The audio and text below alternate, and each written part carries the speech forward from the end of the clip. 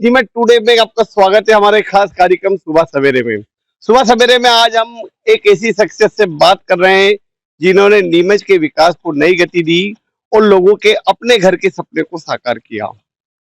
वे राजनीति में भी रहे, चुनाव भी लड़ा, लेकिन बिजनेस में इस तरह से आगे बढ़े कि नीमच में एक सफल बिजनेसमैन बने और नीमच में जो अधिकांश कॉलोनियां हैं उनका निर्माण करने में उनका बहुत बड़ा योगदान है। हमारे बीच एक कॉलोनाइजर भारत जी जारोली।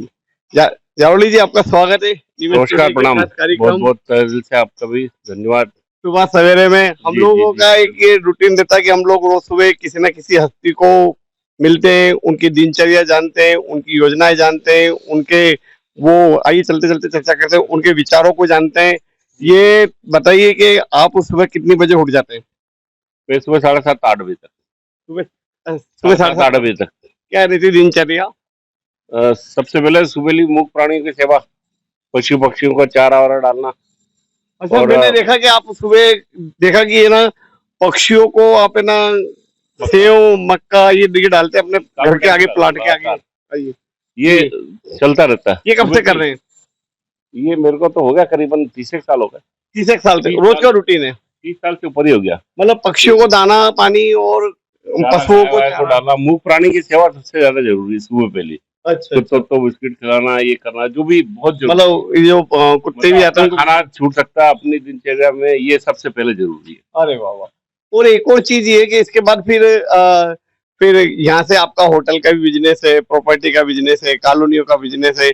तो पहले कहाँ जाते हैं? पहले होटल जाते हैं कि पहले अपने प्रॉपर्टी का बिजनेस को देखते हैं? क्या करते हैं पहले? नहीं, पहले प्रॉपर्टी बिजनेस। पहले जो काम जरूरी है वो पहले जरूरी है। होटल हो ऐसा वो जरूरी नहीं है, कर्म पहले जरूरी है। तो अपने यहाँ जो ऑफिस है वहाँ जाते हैं कि उदय विहार कॉलोनी? नहीं, वैसे मेरा यूँ देखा जाए तो ऑफिस ही सड़क है। अच्छा। जहाँ मैं मिल जाऊँ वही मौके पे ऑफिस है। अच्छा, जब आपने जीवन की शुरुआत की थी तब क्या लक्ष्य था? ये अपने प्रॉपर्टी के बिजनेस में आगे जाना था या दूसरा लक्ष्य था? नहीं, प्रॉपर्टी का बिजनेस का तो सही भावना है कि कहीं जीवन में कुछ करना है। वैसे मैंने मेरी शुरुआत करी है भारत टाइपिंग इंस्टीट्यूट से। भारत टाइपिंग? हाँ, भारत टाइपिंग इंस्टीट्यूट से, जहाँ किराए के टाइपराइटर लेके चलाए थे और फोटोकॉपी चालू करी। मैंने देखा कि आपका जो भारत टाइपिंग इंस्टीट्यूट है वो बहुत पुराना है और वहाँ पर है ना फोटोकॉपी का काम होता है और वहाँ पर क्या नाम है अपने बच्चों के स्कूल के फॉर्म भरे जाते हैं, बहुत सारी चीजें होती हैं। तो ये स्टार्टिंग में आप वहीं बैठते थे, मतलब उसमें क्या इस काम का काम था? क्या बिल्कुल वही काम था। टाइपिंग इंस्टीट्यूट मैंने चालू करी थी, आवेदन पत्र टाइप करता था, 4-5 लोगों की चीजें से टाइप की हुई है। अच्छा। और टाइपिंग बिजनेस करते हुए मैं दलाली चालू करी थी, मूल रूप से दलाली का, प्रॉपर्टी दलाली। अच्छा। तो ये कब की बात हुई? ये मेरा सिर्फ 85-90 के बीच की बात है। ये प्रॉपर्टी का जो बिजनेस है ब्रोकरशिप का, ये पुश्तैनी काम था या ये आपने स्टार्ट किया? नहीं, मैंने खुद ने स्टार्ट करा। मैं तो पहले अल्कोलाइट फैक्ट्री में नौकरी था। आप? हाँ। अच्छा, अल्कोलाइट में नौकरी करते थे? हाँ, टेम्परेरी एडॉक बेसिस पे लगा दिया था मेरे को मेरे पिताजी ने। कॉलेज पढ़ते हुए में। अच्छा। अल्कोलाइट फैक्ट्री में एलडीसी की नौकरी थी। एलडीसी? तो कितने साल नौकरी की आपने? मैं आपसे साल भर नौकरी करी हुई एलडीसी पर। फिर उसके बाद छोड़ दी? हाँ, उस टाइम पे मैंने एक कोई राजनीति का शौक था, तो एक टाइम मोड़ा जैसे ही थे तो कोई पत्र छप दिया था, पत्र संपादक पत्रकारिता शौक रहा है चक्कर में। अच्छा। तो मेरे को सिविल सर्विस कंडक्ट रूल का एक नोटिस पकड़ा दिया था। अच्छा। तो फिर बाद में टर्मिनेट कर नौकरी से। मतलब उस समय ये आपने फैक्ट्री को लेके एक पत्र संपादक के नाम छाप दिया था फैक्ट्री की समस्याओं को लेके? फैक्ट्री क्या, वो पॉलिटिकल था मामला उस टाइम पे। मोराई जैसे प्रधानमंत्री से उस टाइम कोई पत्रकारिता का शौक था, पत्रकारिता का शौक रहते छाप दिया। तो नौकरी चली गई? हाँ, एडॉक ही थी। अच्छा, अस्थायी रूप से पिताजी ने नौकरी लगवा दिया। फिर उसके बाद अपने वहाँ टाइपिंग? उसके बाद लेबर कोर्ट में दावा लगाया। फिर बाद में सोचा कि यार कब तक कोर्ट कचहरी करते रहेंगे। अच्छा, कोर्ट में भी लड़ा? हाँ, लेबर कोर्ट में दावा लगाया था। फिर बाद में उसको विड्रॉ करके अपने प्रॉपर्टी बिजनेस में आ गए। तो ये जो आपका जो पुराना जो भारत इंस्टीट्यूट टाइपिंग वाला है, ये क्या पुश्तैनी काम था कि वो भी आपने शुरू किया था? वो भी मैंने शुरुआत की। उसमें क्या करते थे? उसमें मैं इंदौर से टाइपराइटर लेके आया था किराए से, और किराए से टाइपराइटर लाके टाइपिंग इंस्टीट्यूट चालू करी। अच्छा। तो टाइपिंग सिखाते थे कि टाइपिंग खुद करके ये जो स्टाम्प सिखाते थे और बाकायदा टाइपिंग में करता भी था? नहीं, मैंने देखा कि हम भी छोटे छोटे थे उस समय के भारत टाइपिंग नाम चलता था। हाँ। बड़ी संख्या में लोग आते थे, बच्चों के फॉर्म भरे जाते थे और आज भी वहाँ है ना सरकारी नौकरी की सूचनाएं मिलती है और रोजगार निर्माण, रोजगार सहायक और जितने भी तमाम नौकरियों के फॉर्म आज भी मिलते हैं वहाँ। हाँ बिल्कुल सही है। मेरे तो खुद ने नौकरी के लिए आवेदन लगाए थे पहले जिला पंचायत हाँ मंदसौर में। नौकरी कोशिश करी, नौकरी नहीं मिली, हाँ प्रयास नहीं हुआ तो बिजनेस में आ गया। जी जी। तो ये प्रॉपर्टी के बिजनेस में कैसे शुरुआत हुई? भाई मूल रूप से यहाँ पे कोई दलाली में था नहीं, फेयर बिजनेस दलाली कोई करता नहीं था प्रॉपर्टी की, और भावना थी जीवन के अंदर कुछ करने की, तो इसी की शुरुआत करी थी प्रॉपर्टी की। तो कैसे शुरुआत की? कौन सा प्लॉट पहले लिया या किस तरह से आपको कितनी इनकम हुई? मैंने खुर्शीद के कॉन्ट्रैक्टर का प्लॉट था एक पहले 34.25 फीट में किसी को दिलाया था जीटी वालों को, अच्छा और GT बंगला वाला। नंबर 58 से शुरुआत हुई थी वैसे तो। मतलब बंगला नंबर 58 जो ये नंबर 58 जो खुर्शीद जो कॉन्ट्रैक्टर अल्क्राइड फैक्ट्री के पास का है। कुर्सी कॉन्ट्रैक्टर, ये कोई पारसी महिला थी? हाँ पारसी महिला थी, और खुर्शीद जो कॉन्ट्रैक्टर का जो बंगला था बंगला नंबर 58, हाँ। वो बंगले में मैंने प्लॉट दिलाए थे और उसमें परचेज भी कर लिया था बाद में कुछ हिस्सा, और उसमें सारी प्लॉटिंग आज जो है हाँ। वो सारी मेरे हाथ की करी हुई है। ये बंगला नंबर ये चौकन्ना वाला जी के सामने वाला? चौकना वाली के सामने का। और इसका एक्चुअली में निर्माण अनुमति 1969 में लेआउट प्लान सैंक्शन था खुर्शीद जो कॉन्ट्रैक्टर के नाम से। अच्छा, उस समय कर देता। फिर ये पहला मतलब यहाँ पे ये जो प्लाट बनाया आपने, फिर उसके अलावा और फिर इसके बाद आगे कैसे बढ़े? नहीं, इसके बाद दलाली करते करते प्रॉपर्टी के बिजनेस में आ गए। कई लोग खरीदते नहीं थे तो अपन ने शुरुआत करी हिम्मत करके कि हाँ ठीक है, लोग उसका मूल्यांकन संपत्ति को कम कर देते, इतने नहीं इतने की है। हाँ। अपन हिम्मत करके किसी के साथ रख के और शुरुआत कर दी अपनी जगह अब पे। तक के कौन कौन सी ऐसी कॉलोनियां जो धरातल पर आई है आपके पास? नहीं, मैंने सबसे पहले कॉलोनी काटी थी उदयनगर जमुनिया कला, जहाँ मैंने 3.5 लाख रुपए मकान बेचे थे लोगों को बना के मात्र, और 54 या 55 मकान बेचे थे मात्र 3.5 लाख में? 3.5 लाख ये कब की रुपए। बात हुई है? ये शायद 2000 के पहले की बात है। अच्छा, जमुना और कला में। 85-90 में ऐसे ऐसे लोगों को मकान दिए थे जिनके पास 500 रुपए भी नहीं थे, तो भी उनका बैंक में खाता खुला के 50,000 रुपए उनके से टुकड़ों में लेके और लोन सैंक्शन करा के, और उस टाइप से उनको मतलब उदयनगर कई पहला लोग पहला पहला प्रोजेक्ट? पहला प्रोजेक्ट उदयनगर था। उसके बाद इधर सन सिटी काटी थी। उसके साथ साथ मैंने इधर भी करा था उदय विहार कॉलोनी, उदय सिटी। तो उदय सिटी में बाद में कुछ डिस्प्यूट आ गए थे। अच्छा, और उदय विहार, उदय सिटी, उदय फिर सिटी, कीर्तिनगर, कीर्तिनगर, महाराणा बंगले के पीछे। कीर्तिनगर भी काटी, कीर्तिनगर एक्सटेंशन काटा। हाँ। महाराणा बंगला तो हकीकत में मैंने जमीन परचेस करी थी पूरी। महाराणा बंगला ये था स्नेहलता जौहरी का, और वो स्नेहलता जौहरी की जो संपत्ति थी वो मैंने परचेस करी थी, और उसका लेआउट प्लान भी सैंक्शन था 1964 का। जी। और उसमें 18 मकान की निर्माण पहले ही थी। अच्छा, ये महाराणा बंगले का नाम आपने सभी जगह उदय विहार ना, उदय सिटी, जारोली टावर, महाराणा बंगले को महाराणा बंगले ही रहने दिया, उसको नाम क्यों नहीं दिया? नहीं, वो विख्यात था उसी नाम से, उसी नाम से लोग उसको जानते थे। हकीकत क्या थी कि 3 स्टेट थी पहले, मतलब 3 थे, कैंटोनमेंट बोर्ड, ग्वालियर स्टेट और महाराणा जयपुर उदयपुर। तो जैसी सरकारें बनी तो ये संपत्ति राजस्थान सरकार में विस्तृत होगी महाराणा जयपुर उदयपुर की, ठीक। और नीमच का जो था, नीमच कैंटोनमेंट था, तो नीमच के आगे लगता था नीमच कैंट। तो नीमच कैंटोनमेंट जैसे ही बना, कैंटोनमेंट के बाद आगे नगर पालिका परिषद बन गई, तो वो जो कैंटोनमेंट के राइट थे वो सारे सारे नगर पालिका परिषद में आ चुके थे। अच्छा, दूसरी चीज ये तो होगी कॉलोनियों की बात, होटल के बिजनेस में भी अपने हाथ में आए, इस तरफ कैसे आए? होटल के बिजनेस में एक्चुअली वो मल्टी मैंने ली थी पूरी, कि नीचे का माल बिक जाएगा, शॉप्स और ऊपर के फ्लैट्स हैं। होटल के हिसाब से ली थी कि वैसे? नहीं, होटल के हिसाब से। ये क्या थी, मल्टी भारत पहले? तो 1-2 पार्टनर रह गए थे, बाद में वो विड्रॉ हो गए बयाने में, घबरा गए। तो बाद में मैंने इसको कन्वर्ट करा, रेजिडेंशियल थी ये, उसको होटल के रूप में कन्वर्ट करा पूरा। तो नीमच की सबसे प्रसिद्ध भारत पहले से वो लोगों का स्नेह, प्रेम, प्यार। हालांकि लोगों को उससे उम्मीद नहीं थी इस प्रोजेक्ट के प्रति, लेकिन मेरी ये भावना थी कि सवाल भरत जारोली का नहीं, सवाल ये है कि नीमच के अंदर एक अच्छी ऐतिहासिक चीज बने और लोगों को सुविधा मिले, अच्छा खाना मिले। ये भावना शुद्ध रूप से पहले भी रही और आज भी। एक भारत प्लाजा प्रोजेक्ट भी है। हाँ, भारत प्लाजा प्रोजेक्ट सबसे पहली मल्टी बनाई थी। 58 नंबर बंगले में नीचे शॉप बनी थी पूरी। ये जो स्टेशन रोड पे सरोवर के सामने, और वहीं से झगड़ा पड़ा था नीमच बंगला बगीचे एरिया के, जो इसमें केस डिसाइड हुआ था 1969 के लेआउट प्लान सैंक्शन पे। इसको 1969 का लेआउट प्लान सैंक्शन था और अवैध कॉलोनी मान के इलीगल कॉलोनेशन में डाल दिया था। तो एसडीओ के यहाँ मामला चला, फिर उसका कलेक्टर के मामला चला, उसके बाद हाईकोर्ट में गए तो इलीगल कॉलोनाइजेशन एक्ट 1984 आया ही था उस टाइम पे। तो उसमें हाईकोर्ट में हम जीते, जिसमें गवर्नमेंट हारी, नगर पालिका परिषद हारी, और 1969 का लेआउट प्लान बंगला नंबर 58 बंगला नंबर 58, जहाँ पे भारत प्लाजा बना है। हाँ भारत प्लाजा, और वहीं पर से परमिशन हम मांग रहे थे, इन्होंने परमिशन नहीं दी। बाद में मेरे खिलाफ केस रजिस्टर्ड हुआ, नगर पालिका ने केस रजिस्टर्ड करा नीमच कोर्ट में, जिसमें बाद में मैं जमानत मुचलके से बरी हुआ, और उसमें यह सिद्ध हुआ कि नगर पालिका नीमच इस संपत्ति की मालिक नहीं है और खुर्शीद कॉन्ट्रैक्ट संपत्ति की मालिक है, जिससे मैंने उसमें प्लॉट परचेस करे और करवाए थे लोगों को। जी, अच्छा सर, ये तो हो गया। इसके अलावा आपका एक शॉपिंग कॉम्प्लेक्स भी है, आपने कई शॉपिंग कॉम्प्लेक्स भी बनाए, जारोली टावर है, और कौन कौन से प्रोजेक्ट है? हाँ, जारो टावर बनाया ना अपने जामा मस्जिद के सामने, जारोली कंस्ट्रक्शन और आशा जरूरी के इसमें, उसमें मैंने छत परचेस करी थी एक्चुअली में। अच्छा। और लक्ष्य तो रही है जीवन में आगे बढ़ने का, बढ़ाने का, और अब मेरी सोच रही कि शहर जिंदा है तो मैं जिंदा हूँ, शहर का नागरिक जिंदा है तो मैं जिंदा हूँ।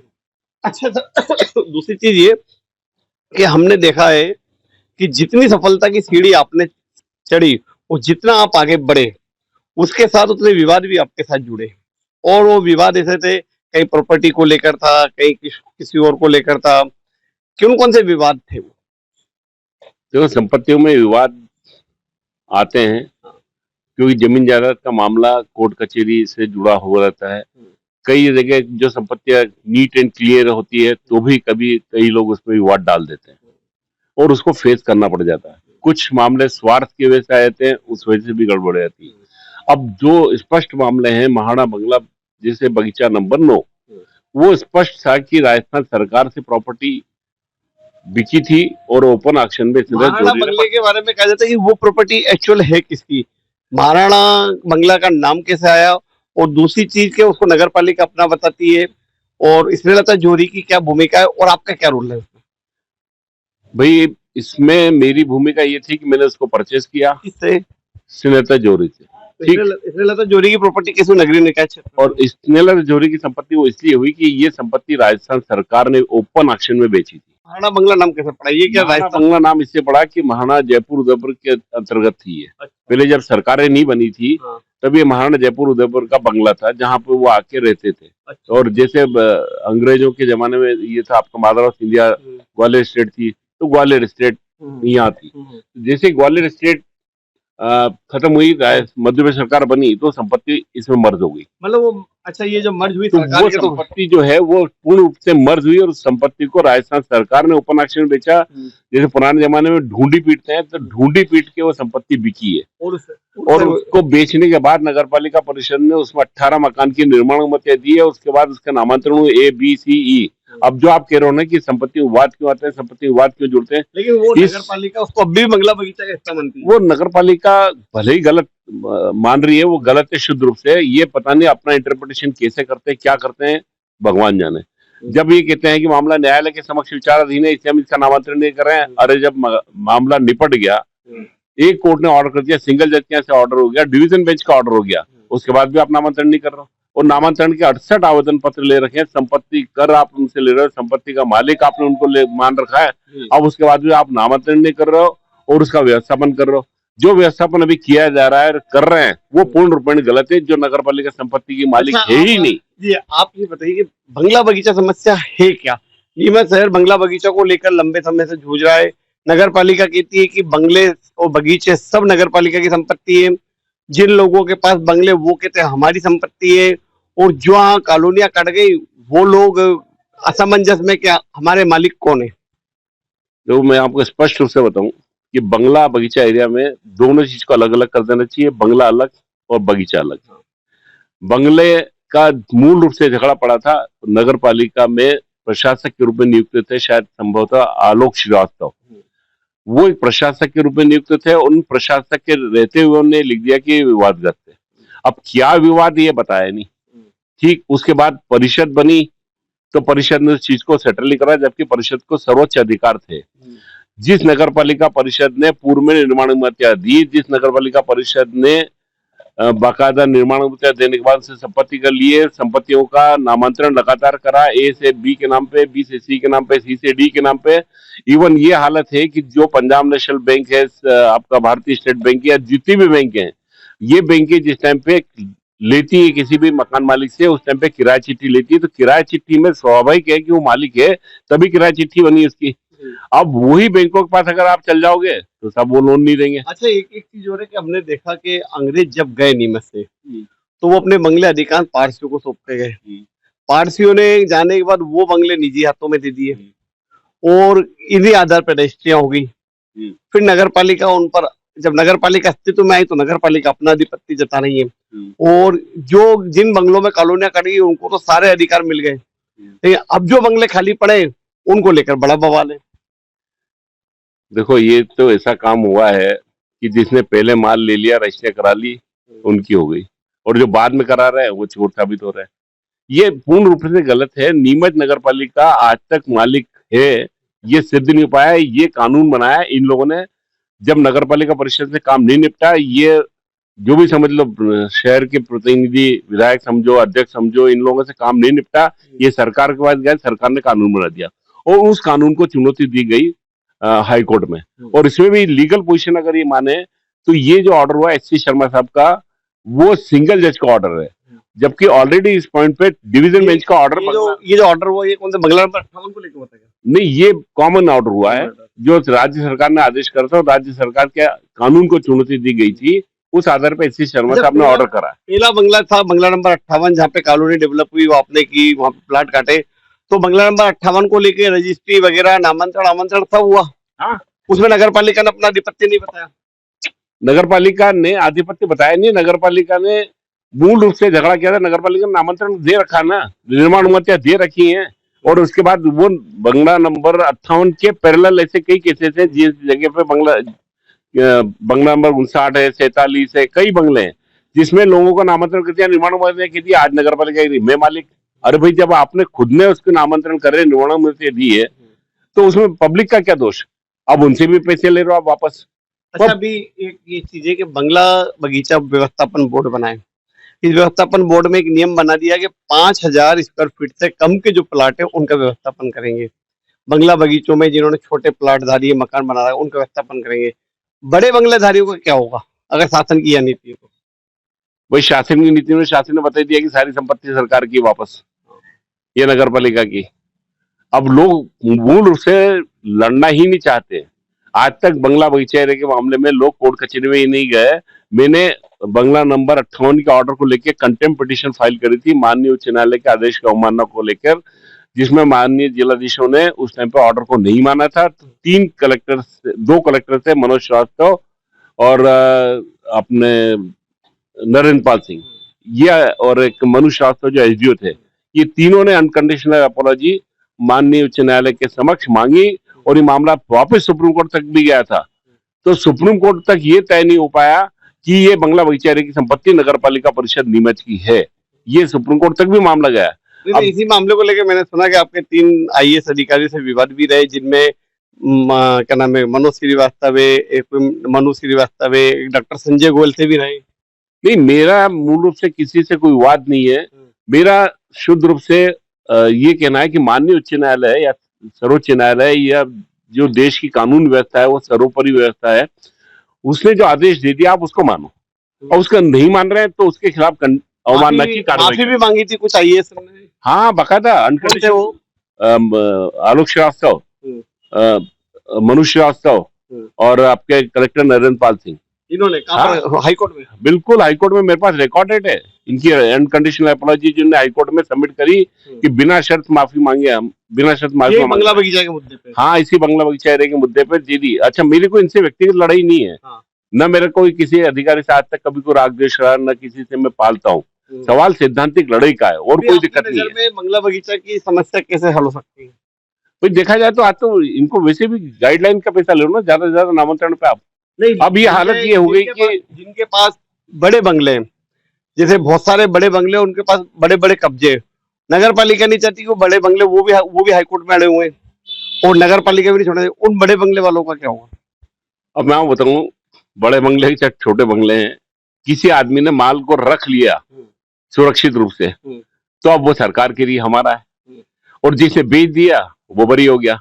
अच्छा, जिसने बेच दिया वो भी बेचारा खरीदने वाला दोषी हो गया। जिस नगर पालिका परिषद ने उसका नामांतरण करा, निर्माण अनुमति दी, आज आपके रोज साहब वो संपत्ति के मालिक तो हम हैं। कई लोग इतने परेशान है कि कई लोगों ने एग्रीमेंट टू सेल करा रखे हैं, जिनके रजिस्ट्रेशन उस समय पे नहीं हुई, उनकी रजिस्ट्रेशन नहीं हुई, तो अब नामांतरण कराने जा रहे हैं, ये व्यवस्थापन कराने जा रहे हैं, तो वो जो मूल आदमी है वो रजिस्ट्री पे साइन कर ही नहीं रहा। मेरा एक खुद का प्रकरण है, जिसमें मैंने एक राजेश कॉलोनी के सामने वाला एक बंगला लिया था, एक प्लॉट मकान लिया था 30-60 का, वो अमेरिका में बैठी है। अब वो पावर ट्रेनी यहाँ नहीं हुई, मैंने पावर ट्रेनी वहां करी रतलाम में, अब वो रजिस्ट्रेशन की प्रक्रिया के लिए वो आ ही नहीं रही है। अब उस टाइम रजिस्ट्रेशन हो नहीं रहा था बंगला बगीचे में, अब फिर समस्या खड़ी हो गई। मतलब कितनी तकलीफ आ रही है लोगों को, एक नंबर की पूंजी अलग जुटाना पड़ रही है, लीज का पैसा अलग देना पड़ रहा है। मतलब इससे तो वो लोग सुखी ज्यादा हैं जो शिक्षक कॉलोनी में, जिनने 50 नए पैसे में प्लॉट लिया था या जवाहरनगर में प्लॉट लिया था, वो ज्यादा सुखी, और बंगला बगीचे एरिया ज्यादा दुखी हो गए। मतलब कितना पैसा लिया जा रहा है एक नंबर की पूंजी का व्यवस्थापन की आड़ में। बंगला बगीचा के मुद्दा हो, इसी बीच क्या नाम है, प्रॉपर्टी के बात हो, इसी बीच आपने राजनीति की तरफ भी अपना ध्यान लगाया और नीमच नगर पालिका से चुनाव भी लड़ा, और उसमें बंगला बगीचा मेन मुद्दा था। मैं राजनीति का शौक पहले भी था, अभी भी रहता है। कौन सी पार्टी से राजनीति? मैं बीजेपी से था, मध्य प्रदेश जनता युवा मोर्चा महामंत्री था। अच्छा, भाजपा में भी रहे? भाजपा में भी रहा, पत्रकारिता भी रही। सबसे पहला कार्ड मेरा दैनिक भास्कर का भी रहा। अच्छा। नई दुनिया में पत्र संपादक नाम भी लिखे, नविदा में भी लिखे, जाहिर पेपर्स में भी लिखे। पत्रकारिता का शौक था, सजग पत्रकारिता का भी शौक रहा, और सजग नागरिकता का तो पूरा पक्का शौक है आज भी, कि एक सजग नागरिक अपन शहर के हैं, वो तो शौक है ही। तो ये चुनाव लड़ने का मन कैसा है? चुनाव लड़ने का मूल मुद्दा था, जिस टाइम में नल के मुद्दे पे चुनाव लड़ा था, और वो इसीलिए लड़ा था कि नल बिजली एक समस्या थी। मैंने हाईकोर्ट में, बंगला बगीचों में नल बिजली नहीं मिल पाई, नल बिजली नहीं दे रहे थे, ये पिटीशन कंटेम्प्ट की लगी इसलिए थी कि मूलभूत सुविधा है नल और बिजली, जिसे नगर पालिका वंचित नहीं जो अरे भाई किसी आम आदमी को भी नहीं वंचित कर सकते। सड़क पर चलने वाला आदमी को भी, जो ढांडे ढोर घूम रहे हैं, उनको आप सड़क नाली बिजली देनी है, मतलब उनको पानी की व्यवस्था देनी है, तो इन्हें पानी की व्यवस्था देना बंद कर दी थी। बाद में हाईकोर्ट के डायरेक्शन के बाद बिजली कनेक्शन मिले थे और नल कनेक्शन मिले थे। उसी चक्कर में मेरे को कंटेम्प्ट पिटीशन फाइल करनी पड़ी, जहां बैठ के मैं भी इंटरव्यू दे रहा हूँ। इस बंगले में नल कनेक्शन नहीं था और बिजली कनेक्शन नहीं मिल रहा था, तो पानी टैंकर से डाल देते थे। नल बिजली के कनेक्शन पे आप जब लड़ रहे थे तो फिर भाजपा ने टिकट नहीं दिया था, आप निर्दलीय लड़े थे? हाँ, निर्दलीय लड़ा ना, बकायदा बीजेपी से टिकट मांगा था। उस समय कौन थे सामने? वीरेंद्र माननीय अध्यक्ष थे रघुराज सिंह जी चौड़े, जो नगर पालिका के रहे अध्यक्ष, और वीरेंद्र जी धाकड़ को बीजेपी से दिया था। मगर मैं फिर भी उस समय की जनता का प्रेम इसलिए मानता हूँ कि मेरे को करीबन 3600 या पता नहीं इतने वोट मिले होंगे, मतलब 3,500 निर्दलीय के रूप में। एक किसी की मानसिकता को जीतना या किसी की मानसिकता से मेरे को वोट मिलना, मैं सबसे ज्यादा महत्व। नगर पालिका अध्यक्ष के डायरेक्ट चुनाव थे ना? हाँ, उस टाइम नगर पालिका और नगर चुनाव लड़ने का मूल उद्देश्य था कि नीमच में बंगला बगीचा की समस्या का समाधान करना या होना चाहिए, क्योंकि शहर इस चक्कर में इतना पिछड़ गया जिसकी हद नहीं। इस शहर को पता नहीं कहाँ पहुंचना था और कहाँ रह गया, क्योंकि नीमच का हार्ट है बंगला बगीचा एरिया, और आज भी वही लफड़े पड़े हुए हैं इसमें कि परमिशन नहीं है, गड्ढा खोदो तो पैसे खा जाते थे, दीवारें खड़ी करो तो पैसा, छत डालो तो पैसा। मतलब आप अनुमान लगा लो कि महाड़ा बंगला बगीचा नंबर 9, जिसमें मैंने प्रभारी मंत्री चावला जी को पूरा इंटरव्यू दिया था, उसमें मैंने कहा था कि 18 मकान की निर्माण अनुमति नगर पालिका परिषद ने दे दी, नामांतरण हो गए, ए से बी, बी से सी से डी, और उसके बाद भी 1900 मकान बना रहे, तो बोले इलीगल, यह मालिक हमें। और उस लड़ाई को मैंने मेरे हिसाब से करीबन 17 साल तक लड़ा, और 17 साल तक लड़ने के बाद अंतोगत हुआ मध्य प्रदेश सरकार भी हारी इस प्रकरण में, और नगर पालिका परिषद भी हारी। और उसके बाद ये जब ये था कि अभी नगर पालिका को जो बड़े बंगले, नगर पालिका को बड़े बंगले हासिल हो जाएंगे क्या, या उनको कुछ परसेंट जमीन देके 1000, 2000, 5000 स्क्वायर फीट जमीन देके, जो 1-1, 1.5 लाख, 2-2, 2.5 लाख स्क्वायर फीट जमीन है, नगर पालिका को मिल पाएगी? वो कानूनन अगर देखा जाए तो मिल सकती है, लेकिन अभी तो वे जो ऑर्डर हुआ हाईकोर्ट का, उस के अंतर्गत अभी तो इससे कब्जे ही नहीं लिए जा रहे हैं, तो बाकी क्या होगा? मतलब मेन बात ये कि जो कब्जे वो ही तो ले रहे हैं, कब्जे नहीं लिए जा रहे हैं। जो हाईकोर्ट में के आए थे कि हम व्यवस्थापन इतने फास्ट कर रहे हैं और पब्लिक ये चाहती है, वो व्यवस्थापन के ढेरों प्रकरण इनके पास पड़े हुए हैं। और ये कुल मिला के मूल मुद्दे की बात ये है कि पब्लिक ये चाहती है यार कि साला कौन लफड़े में पड़े, कौन माथाफोड़ी करे, जो लग रहा है दो और अपना पीछे छुड़ाओ। ये है प्रॉपर्टी को लेकर आपके विवाद किन किन से रहे नीमच में, जो बड़े विवाद? नहीं, प्रॉपर्टी को लेके विवाद तो हमारे परम मित्र डॉक्टर रमेश जी दत्त से है, हाँ। जो मामला कोर्ट में चल रहा है। डॉक्टर रमेश दत्त आपके एक बेहद अच्छे पार्टनर थे। उदय विहार जो कॉलोनी है उसके बाहर जो एक बड़ी बिल्डिंग है, जो पहले ना जारोली प्लाजा थी, बाद में एक विवाद आया कि वो दत्त प्लाजा हो गई। क्या कहानी है उसकी? डॉक्टर दत्त जो है वो हमारे पार्टनर तो क्या मित्र थे, वो मित्र की हैसियत से बनते बनते जो उदय विहार कॉलोनी काटी थी मैंने, तो उसमें पीछे जमीन, ये दत्त प्लाजा के आगे वाली जो जमीन है, ये दत्त प्लाजा जिसमें है उसके पीछे वाली जमीन मैंने इनसे परचेस करी थी, और आगे वाली जमीन दत्त से खरीदी थी। हाँ जमीन लगभग पीछे वाली मैंने रखी, और रजिस्ट्री हुई थी 40 लाख के आसपास, और उसके आगे वाली जमीन इनने मेरे को भाव खुटा के तय करके दी। मैंने विश्वास में 25-30 साल के संबंध में इनसे एक चिंदी लिखाई नहीं। जो बयाने का पेमेंट दे रखा था वो कोर्ट में जिक्र है। पेमेंट देने के बाद ये तय था कि हाँ निर्माण कार्य, इनने कहा मेरे को कि ठीक है निर्माण कार्य तो एग्रीमेंट लिखा देते हैं कि मैं संपत्ति का मालिक हूँ, ये जो भी है। मैंने विश्वास में पूरा काम करा, नामांतरण निर्माण सारी मेरे नाम से, पैसा मैंने जमा करा, पैसा कंस्ट्रक्शन मैंने करा। जो प्रॉपर्टी है दत्त प्लाजा जो बना हुआ है, वो जमीन डॉक्टर दत्त के नाम से क्या आपके नाम से? भाई डॉक्टर दत्त के नाम से ही थी, आगे की भी और पीछे की भी। हाँ। और सवाल होना नहीं होना नाम से क्या सवाल नहीं है, सवाल नियत का है। आज भी कुछ संपत्तियां ऐसी है जो लोग कांटेक्ट कर, मतलब ये इसको निर्माण को, मतलब जो पार्टनरशिप थी वो क्या थी पूरी? नहीं बाकायदा मालिकाना में परचेस करी हुई आपने? हाँ, बयाना दिया उसका, सिर्फ लिखा पढ़ी नहीं करी। विश्वास कितने में सौदा हुआ था? वो कोर्ट में है, जो सारे कागज है, इस पे मीडिया पे बोलना गलत पड़ता है। बाकी सारे कोर्ट में प्रकरण चल रहा है, और इसमें आप आशय करोगे कि माननीय उच्च न्यायालय ने जो खरीदार है इन सबको पार्टी बनाने के आदेश कर दिए है। और इससे सब दूसरी बात ये बता दूं कि सर्वे नंबर 2010 जो मेरे को इनने बेचान कर रखा है, वो सर्वे नंबर 2010 इनने सबको बेचान कर रखा है आगे की रजिस्ट्री में। मतलब शुद्ध रूप से धोखाधड़ी कर रखी है लोगों की। मतलब डॉक्टर दत्त ने एक बहुत बड़ी धोखाधड़ी कर रखी है। जो सर्वे नंबर 2010 है, ये आप ऑन रिकॉर्ड बोल रहे हैं? ऑन रिकॉर्ड है बाकायदा। ये इसी दत्त प्लाजा की बात है? हाँ, इसी दत्त प्लाजा में जितने भी लोग खरीदार हैं उनको 2000 सर्वे नंबर 2010 बेचान कर रखा है, जबकि सर्वे नंबर 2000 इनके नाम पे ही नहीं। 2010 इनके नाम से नहीं है, वो किसके नाम से है? वो भरत जावले के नाम पे। वो बेच ही रहे, वो मेरे को बेच चुके ऑलरेडी, और बेच रहे हैं। ये तो रजिस्टर में इन्हें लिख रखा है, और कि मेरे स्वामित्व आधिपत्य का सर्वे नंबर 2010, उसके बावजूद सारे रिकॉर्ड में हेरा। आपने एफआईआर को नहीं करी पूरे मामले में? अरे सर, कोर्ट में मामला चल रहा है, और मेरे को इतना छोटी छोटी बातों पे इस प्रकार की हरकतें करना पसंद नहीं, जो इनकी आदत है। कोर्ट में क्या मामला चल रहा था?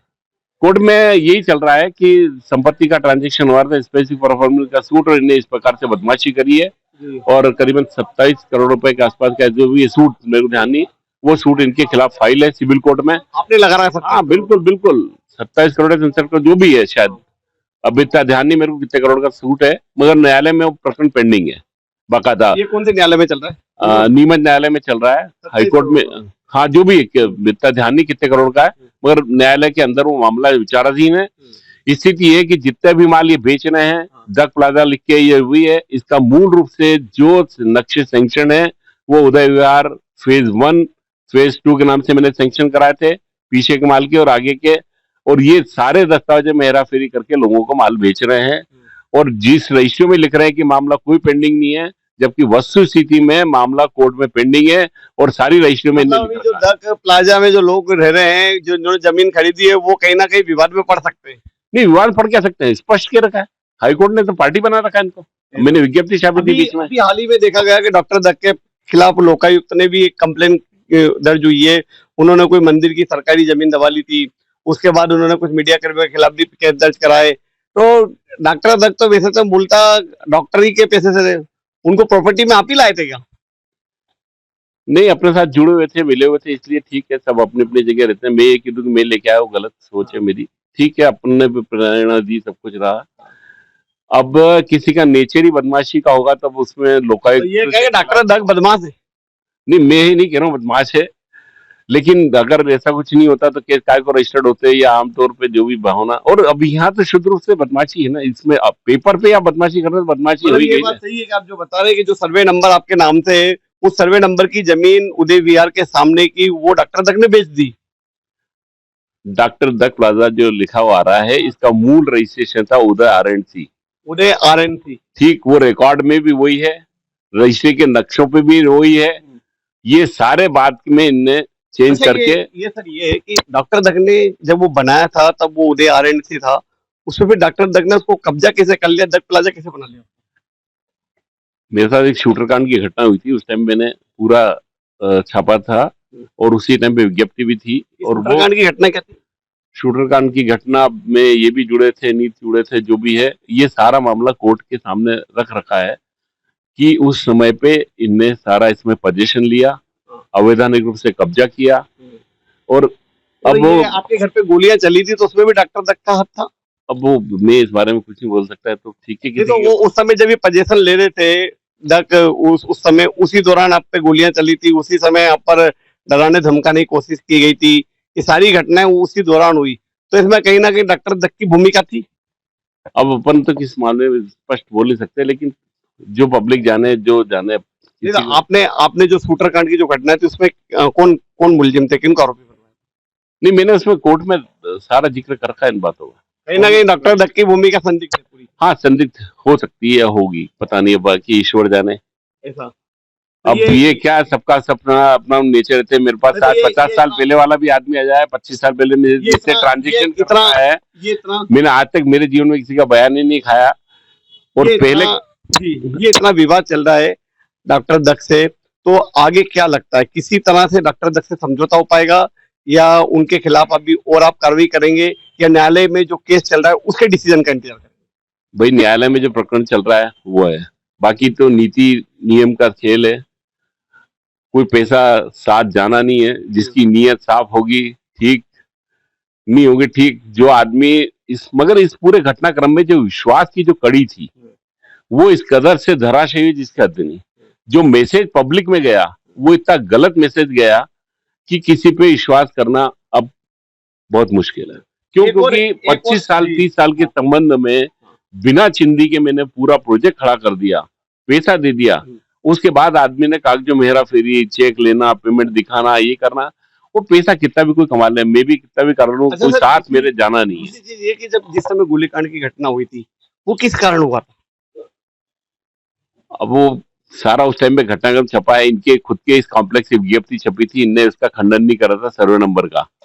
और मैंने उसका खंडन करा था, विवाद वहां से चले थे। और अब ये उस समय पे थे नहीं थे, इसका भी घटनाक्रम जिक्र मैंने कर रखा होगा कोर्ट कचहरी में, सारी कटिंगे लगा रखी है शूटर शूटर कार्ड के टाइम की भी। और क्या पता उसमें कोई फिरौती की भी मांग की गई थी? हाँ, है समाचार पत्र में उसने फिरौती की मांग थी ना, बाकायदा। तो ये कौन लोग थे? ऐसा कहते हैं कि लाला ग्रुप था।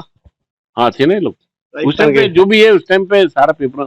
और क्या होता है कि जमीन जायदाद के मामले, कौन आदमी किसको कहाँ बरगला जाता है, कौन किसको कहाँ भड़काया जाता है, इस टाइप का भी था मामला। बाकी अच्छा, ये उदय विहार के पास में ही राजस्थान के जो सहकारिता मंत्री उदयलाल आंजना, उनकी जमीन लगी हुई है 24 बीघा, उनके परिवार की है, उसमें कुछ हिस्सेदारी है, तो उसको लेकर भी कोई विवाद चल रहा है। क्या विवाद है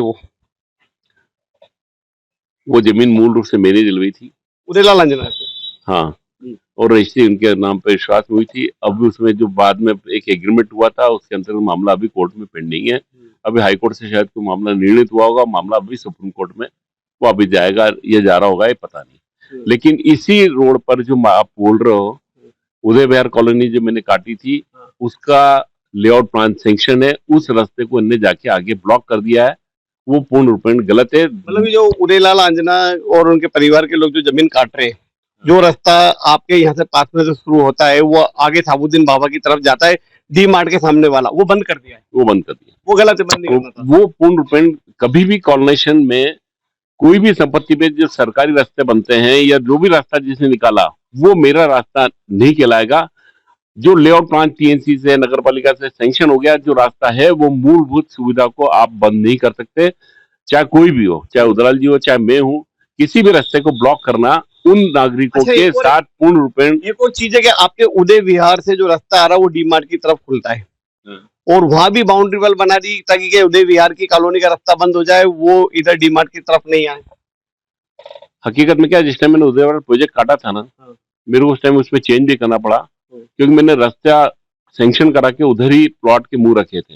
मगर उसी समय पे इन लोगों ने पूरी बाउंड्री फुट के बाटे की खींच दी। हाँ। उस टाइम मैंने उदयलाल जी को भी मैसेज भेजा था, टेलीग्राफिक, और मनोहर लाल जी को भेजा था। हम्म। लेकिन ये सब अलग सोच समझ के लोग हैं, संपन्न लोग हैं, और हर क्षेत्र में जो भी इनकी दखल अंदाजी होगी, मैं विवादों में पढ़ना नहीं चाहता। तो उस समय मेरे को वो प्रोजेक्ट मैंने खराब नहीं करना था, इस चक्कर में मैंने रास्ते अंदर से डाल दिए। लेकिन इनने जो रास्ता ब्लॉक करा आगे पीछे, वो पूर्ण रूप में गलत है। उसके खिलाफ मैं आगे पीछे कानूनी कार्रवाई करूंगा। मतलब ये जो रास्ते को लेकर आपका मेन विवाद है। एक और इनकी जमीन को लेकर भी 5 पार्टनरों का विवाद है, वो क्या है? 24 बीघा जमीन है, वो क्या प्रोजेक्ट है इनका? उसमें बताया ना, इनने मेरे हाथ से उस टाइम एग्रीमेंट लिखाया था कि बाकी लोग पार्टनर हैं इसमें, 15-15 पैसे के और 5 पैसे के। उनमें से इनने जय सिंह, विनय कुमार परिवार वालों ने एक सिविल सूट फाइल करा था। फिर वो मामला हाईकोर्ट चला, और अभी शायद उसमें क्या निर्णय हुआ है पता नहीं, लेकिन वो शायद जो भी है मामला कानूनी चल रहा है वो। तो ये जो उदय विहार के पास में भी उदयलाल आंजना, उनके परिवार के लोग कॉलोनी काट रहे हैं, तो वो तो पहले विवादित होगी। मतलब इन्होंने शायद हाईकोर्ट में भी कोई हलफनामा दायर किया कि हम इसको अभी परचेस नहीं कर, सेलिंग नहीं कर रहे हैं, हम लोग केवल उसका डेवलपमेंट कर रहे हैं। हाँ, ये आया था ना घटनाक्रम कि इनने कॉलोनी प्लॉट बेचने के लिए परमिशन मांगी थी, हाँ। और बाद में कहा कि साहब हमने तो डेवलपमेंट के लिए मांगी थी, बेच नहीं रहे थे। वो इसी प्रकरण से जुड़े हुए एक आध तो बंदे। विनय चंद मेहता का भी उसमें हिस्सा है। हाँ, जयसिंह, विनय कुमार, ये पूरा परिवार ही है ना, ज्वाइंट वेंचर फैमिली है, इसलिए है। अच्छा। और बाकी लोग भी हैं इसमें, शायद दो देखो, ये राजस्थान के सहकारिता मंत्री रहे उदयलाल आंजना, उनके भाई मनोहर लाल आंजना के नाम से प्रॉपर्टी है, और इस तरह का रास्ता बंद कर दिया गया। इस मामले में आपने पहले नहीं की कि उदयलाल आंजना से बात की जाए कि ये रास्ता खोला जाए और ये आम जनता के लिए? भाई बड़े लोग हैं, इनसे मिलना जुलना बड़ा मुश्किल, और फिर कोई समझाए, समझ में आया कि नहीं आया पता नहीं, तो प्रयास करा नहीं। अभी प्रयास कर लेंगे कि साहब पब्लिक के लिए रोड है, खोलो बड़ी बढ़िया, नहीं तो सिविल कोर्ट में दावा लगा नहीं है। आप दावा लगाएंगे इनके खिलाफ? उसका कारण है मूलभूत सुविधा। किसी भी, आज मैंने किसी जगह पे प्लॉट काट के बेच दिए, रोड डाल दिया, उस रोड को कोई भी ब्लॉक कर नहीं सकता। और मेरी व्यक्तिगत रूप से उनसे कोई लड़ाई नहीं है ना, कोई बात ऐसी। ये जो लड़ाई रहेगी वो सिर्फ सिद्धांत की रहेगी। कुल मिला के कि जो मूलभूत सुविधा, सड़क, नाली, बिजली, जो भी अपन ने जिस प्रोजेक्ट में लोगों को दे रखी है, वो बंद करना पूर्ण रूपेण गलत है। जी। प्रॉपर्टी में और आपके ये तो दो बड़े विवाद, एक तो उदयलाल आंजना से हो गए, एक अपने क्या नाम है डॉक्टर दत्त से हो गए। इसके अलावा और कहीं टकराहट थी? नहीं, वो टकरार थी रत्नेश पोखरना, ये कौन थे? ये जो जयपुर के थे। हाँ। उनको मैंने उदय सिटी में प्लॉट दिए थे, हाँ। तो उसमें इन्हीं लोगों ने मिलकर जो भी डिस्प्यूट पैदा कराए होंगे। अच्छा, उसमें आपको वहाँ पे आपके खिलाफ प्रकरण भी दर्ज हाँ, हुआ था, बकायदा प्रकरण दर्ज कराया इनने, और इनने कहा कि आपने भरत ने गलत जमीन बेच दी, हमको ये कर दी। उसके चक्कर मेरे को जेल में भी रहना पड़ा। और उसी प्रकरण में बाद में अभी राजस्थान हाईकोर्ट ने बाकायदा, पुलिस ने राजस्थान हाईकोर्ट में लिख के दिया कि ये क्रिमिनल का मामला नहीं था, ये सिविल का मामला है। और उसमें भी मैंने बाकायदा उनको कहा कि आपने जो पैसा बयाने का ले रखा है वो ले चुके हो, और बाकी पैसे आपको लेना है, आप अपने पैसे ले जाओ, और नहीं तो प्लाटों की रजिस्ट्री करना ना रजिस्ट्री कराओ। और वो मामला भी कोर्ट में पेंडिंग है। नहीं तो वो उनको जो पोखरना वाला विवाद किसने पैदा कराया था? पोखरना में हमारे मित्र महोदय, डॉक्टर दत्त थे कि उदयलाल आंजना थे, कौन थे? अब वो व्यक्तिगत रूप से नाम इसलिए नहीं कह सकते कि, बाकी जो भी है मिली-जुली सरकार है ये सब आपस में।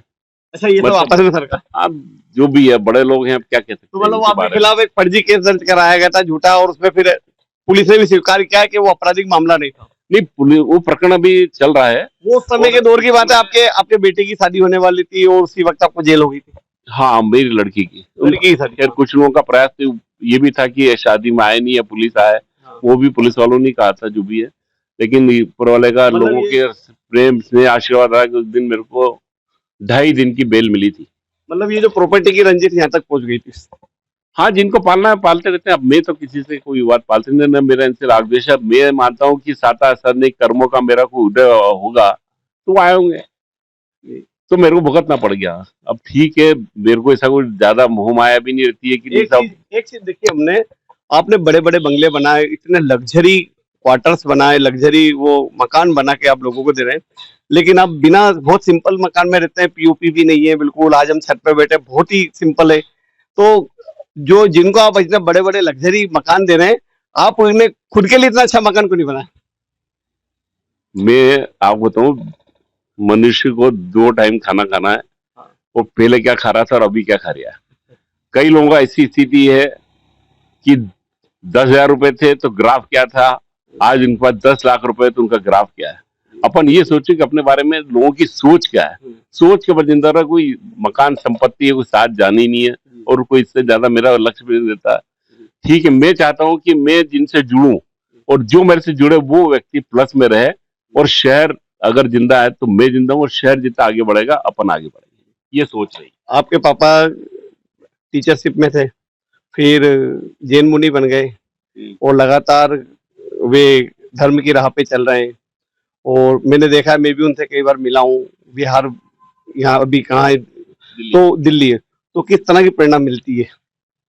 अभी दिल्ली पश्चिम बिहार में जो प्रेरणा तो साफ सुथरी है कि बदनीति का पैसा कमाना नहीं, जितना पैसा अपन खाएं वो साफ सुथरा हो, किसी की बददुआ लेना नहीं। और मैं उस पर विश्वास भी नहीं करता। ऊपर वाले का आशीर्वाद से आज तक किसी का 1 रुपए का बयान नहीं खाया। 17 साल की लड़ाई में 100-125 रुपए में 80 रुपए में जिनको प्लॉट दिए थे महाड़ा बंगले के, उनके लिए लगातार लड़ी लड़ी।